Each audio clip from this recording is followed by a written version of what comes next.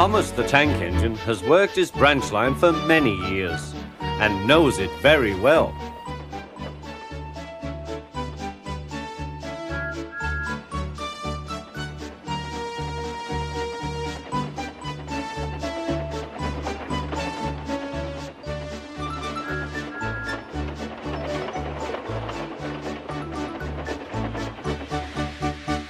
You know just where to stop, Thomas, laughed his driver.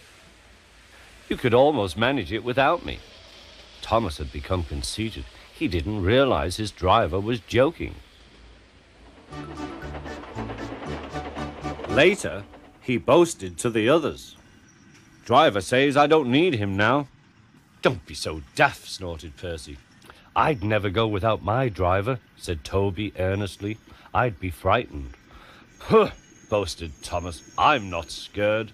You'd never dare. I would then. You'll see. The next morning, the firelighter came. Thomas drowsed comfortably as the warmth spread through his boiler. Percy and Toby were still asleep. Thomas suddenly remembered. Silly stick in the mud, he chuckled. I'll show them. Driver said I could manage without him. I'll just go out. Then I'll stop and wheesh! That'll make them jump. Thomas thought he was being clever. Really, he was only moving because a careless cleaner had meddled with his controls. He soon found his mistake. He tried to wheesh, but he couldn't. He tried to stop, but he couldn't. He just kept rolling along. He didn't dare look at what was coming next. There was the station master's house. The station master was about to have breakfast. Horrors! Cried Thomas and shut his eyes. The house rocked. Broken glass tinkled. Plaster was everywhere. Thomas had collected a bush on his travels. He peered into the room through its leaves. He couldn't speak. The station master was furious. His wife picked up her plate. You miserable engine, she scolded. Just look what you've done to our breakfast. Now I shall have to cook some more. She banged the door. More plaster fell. This time it fell on Thomas. Thomas felt depressed. Workmen propped up the house with strong poles and laid rails through the garden. Meanwhile, Donald and Douglas arrived.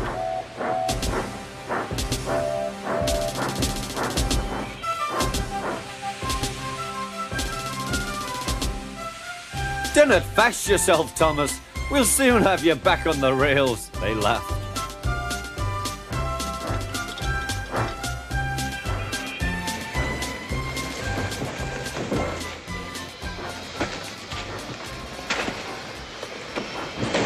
Donald and Douglas, puffing hard, managed to haul Thomas back to safety. Bits of fencing, the bush, and a broken window frame festooned his front, which was badly twisted. The twins laughed and left him. Thomas was in disgrace. There was worse to come. You are a very naughty engine. I know, sir. I'm sorry, sir. Thomas's voice was muffled behind his bush. You must go to the works and have your front mended. It will be a long job. Yes, sir. Meanwhile, a diesel rail car will do your work. The diesel, sir? Thomas spluttered. Yes, Thomas. Diesels always stay in their sheds till they are wanted. Diesels never gallivant off to breakfast in station masters' houses.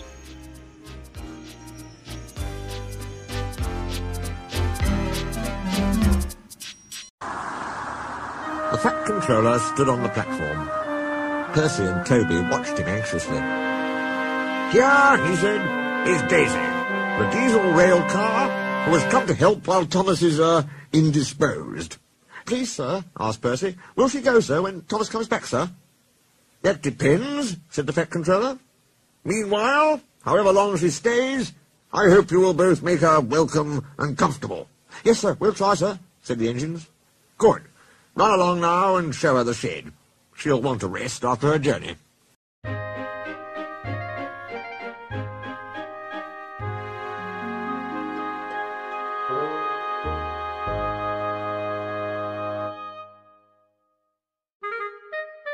Daisy was hard to please. She shuddered at the engine shed.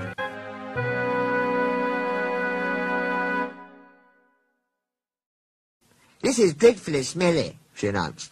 "I'm highly sprung, and anything smelly is bad for my swerves." They tried the carriage shed. "This is better," said Daisy. "but whatever is that rubbish?"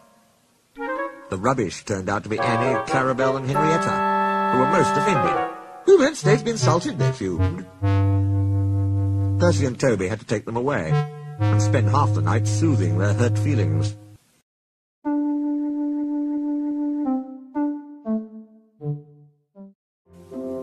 The engines woke next morning, feeling exhausted.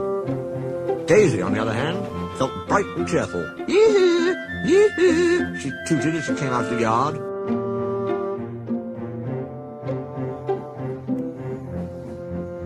And back to the station. "Look at me," She purred to the waiting passengers. "I'm the latest diesel, highly sprung and right up to date. You won't want Thomas's bumpy old Annie and Clarabelle now." The passengers were interested. They climbed in and sat back comfortably, waiting for Daisy to start. But Daisy did. As soon as she saw that the van was to be coupled to her, she stopped purring. "They expect me to pull that?" She asked indignantly. "Surely," said her driver, "you can pull one van." "I won't," said Daisy. "Percy can do it. He loves messing about with trucks." She began to shudder violently. "Nonsense," said her driver. "Come on now, back down." Daisy lurched backwards. She was so cross that she blew a fuse. "Told you," she said, and stopped. The shunter, the guard, the station master, and her driver all argued with her. It was no use. "It's fitter's orders," she said. "What is?" "My fitter's a very nice man. He's interested in my case. He comes every week and examines me carefully. 'Daisy,' he says, 'never, never pull. You're highly sprung, and pulling is bad for your swerves.' So that's how it is," finished Daisy. "Stop that nonsense," said the station master. "I can't understand," said the shunter. "Whatever made the fat controller send us such a feeble..." spluttered Daisy. "Let me..." "Stop arguing," grumbled the passengers. "We're late already." So they uncoupled the van, and Daisy purred away, feeling very pleased with herself. "That's a good story," she chuckled. "I'll do just what work I choose, and no more." But she said it to herself.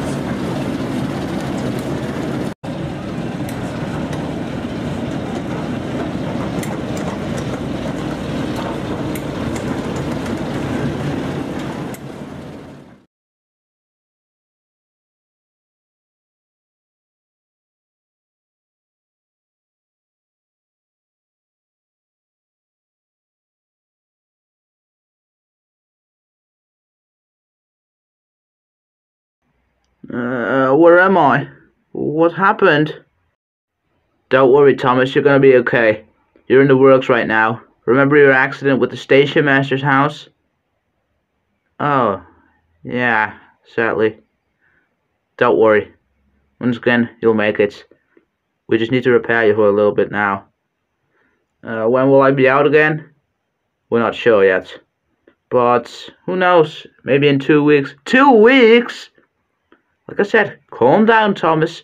Everything's gonna be fine. If you follow just as we say you do, you'll be perfectly okay. Alright then. I guess. I sure do hope my friends are doing okay without me. I wonder if anything has changed on the Farquhar branch so far. And beyond. But oh well. I'm pretty sure, and I know for sure, they're doing their best to keep our branch line quite as well as it used to be. At least I hope so. I miss you, Percy and Toby. But even though I really do wonder who that Diesel is. I might even want to meet her. But oh well. I'll just have to wait and see until I get out of the works again, I guess. Toby the tram engine has cow catchers and side plates. They help to prevent animals getting hurt if they stray onto the line.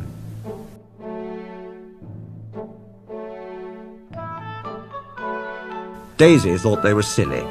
She said Toby was afraid of getting hurt himself. I'm not, said Toby indignantly. You are? I've not got stupid cow catchers, but I'm not frightened. I just toot, and they'd all get out of the way.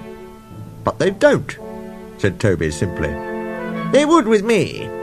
Animals always run if you toot and look them in the eye. Even bulls?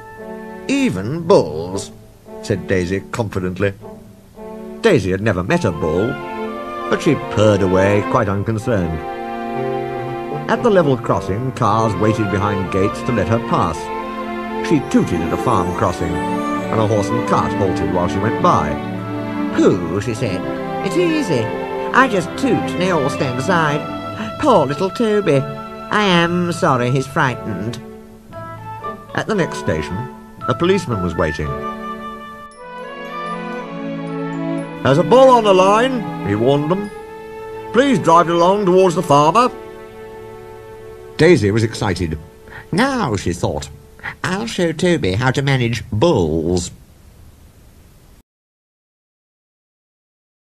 Champion wasn't really a fierce bull, but this morning he was cross. They had driven him away before he'd finished breakfast and tried to put him in a cattle float. They'd pulled him and pushed him, prodded and slapped him, but he wouldn't go. He broke away and trotted down the road. He saw a fence, jumped it, and slithered down a slope. Champion was surprised. This was a new kind of field.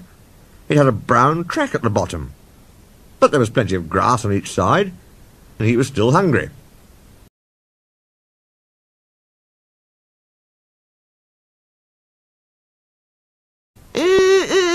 Tooted Daisy. Go on!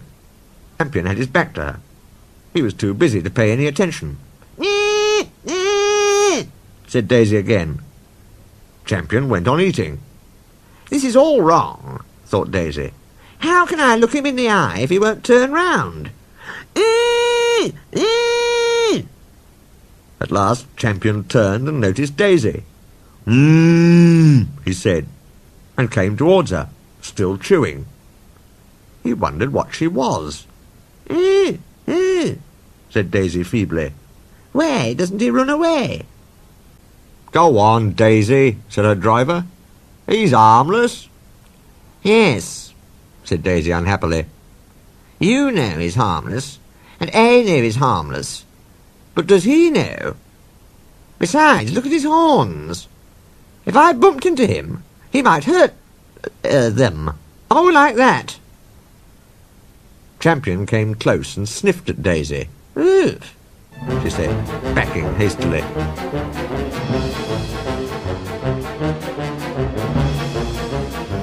Toby was surprised to find Daisy back once more at the station. The passengers told him about the bull. He chuckled. Bulls always run if you toot and look 'em in the eye, eh, Daisy? Daisy said nothing. Ah, well, Toby went on. We live and learn. I'd better chase him for you, I suppose. He clanked away.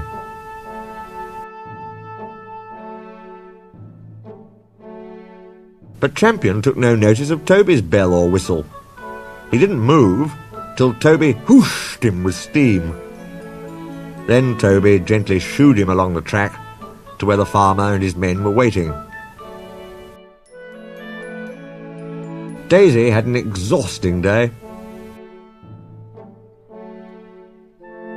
Her last journey ended at the top station. Some boys were on the platform. Suddenly, one of them came running, holding a paper bag. Look, he shouted, I've got a quarter of bull's eyes. I think they're super, don't you? They shared the sweets and sucked happily. Oh, said Daisy. Keep your old bull's eyes. She scuttled to her shed.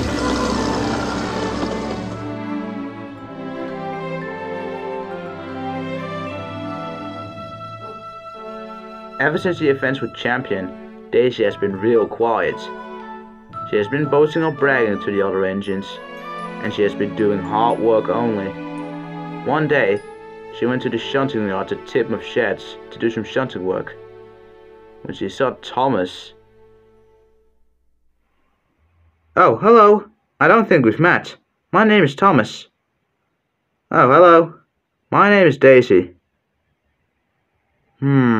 Thomas. Why does that name sound so familiar? Wait a second. You're the engine I'm replacing. Now I know. Oh yes, I've actually heard about a diesel engine taking over my work until I'm back. At least your Topham had told me so, but now I know it's true. Pleasure to meet you, Daisy. You too, Thomas. Anyway, how's my branch line doing? Oh, it's going fine. I'm doing hard work for the rest of the day. But it isn't really the same without you. Come back soon. Oh, don't worry. The workman said I'll be right down there in a few days. Alright then. I gotta go shunt now. I'll see you later. Or when you're fixed. Bye. Bye. It was nice talking to you.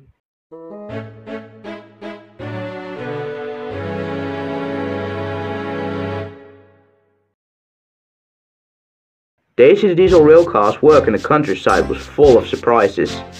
But she was frightened of bulls and cows, and she remained very lazy and stubborn. Toby brought Henrietta to the top station. Percy was grumpily shunting.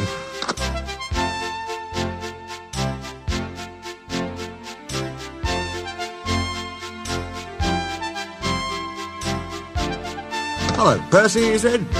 I see Daisy's left the milk again. I'll have to make a special journey with it, I suppose, grumbled Percy. Anyone would think I'd nothing to do. Tell you what, he said at last.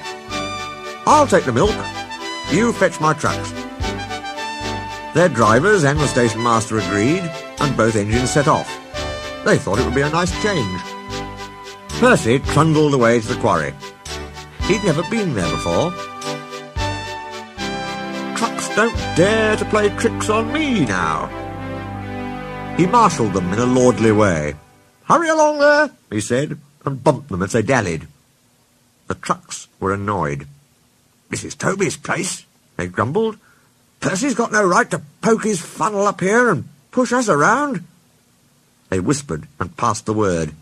Pay Percy out. Pay Percy out. At last they were all arranged. Come along, puffed Percy sharply. No nonsense. We'll give him nonsense, giggled the trucks. But they followed so quietly that Percy thought they were completely under control. They rumbled along the twisty line.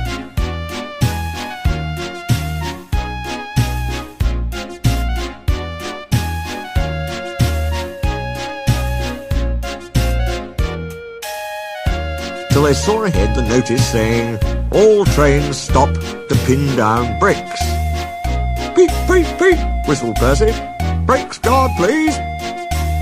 But before he could check them, the trucks surged forward. On, they cried. Help, help, whistled Percy. The man on duty at the street crossing rushed to warn traffic with his red flag, but was too late to switch Percy to the runaway siding. Frantically trying to grip the rails, he slid past the engine shed into the yard. His driver and fireman jumped clear. The brake van was in smithereens. The Fat Controller arrived next day. Toby and Daisy had helped to remove most of the wreckage, but Percy still stood on his perch. We must now try, said the Fat Controller crossly, to run the branch line with Toby and a diesel. You have put us in an awkward predicament. I'm sorry, sir. You can stay there, the Fat Controller went on, till we are ready. Perhaps it will teach you to be careful with trucks. Percy sighed. The trucks wobbled beneath his wheels. He quite understood about awkward predicaments. The Fat Controller spoke severely to Daisy, too. My engines do not tell lies, he said. They work hard with no shirking. I send lazy engines away. Daisy was ashamed. However, he went on, Toby says you worked hard yesterday after Percy's accident, so you shall have another chance. Thank you, sir, said Daisy. I will work hard, sir. Toby says you'll help me. Excellent. What Toby doesn't know about branch line problems, the Fat Controller chuckled, such as, balls, isn't worth knowing. Our Toby is an experienced engine. Thomas came back next day, and Percy was sent to be mended. Annie and Clarabelle were delighted to see Thomas again, and he took them for a run at once, because they hadn't been out while he was away.